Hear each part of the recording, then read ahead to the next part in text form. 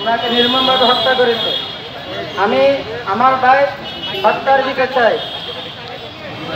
আমার ভাইকে অনেক কষ্ট দিয়ে হত্যা করেছে। আমি আমার ভাই হত্যার বিচার চাই। এই খুনি হাসিনা আমার ভাইকে র্যাব পরিচয় দিয়ে নিয়ে গেছে। নিয়ে যাওয়ার পরে আমার ভাইকে নির্মমভাবে হত্যা করেছে। আমার ভাইকে এমনভাবে কষ্ট দিয়েছে যে কষ্টের সীমাহীন বাইরে চলে গেছিল। আমার ভাইকে হ্যান্ডকাপ করে নির্মমভাবে হত্যা করছে। আমি আমার ভাই হত্যার বিচার চাই, তাই বলে আমি বক্তব্য। আসসালামু আলাইকুম।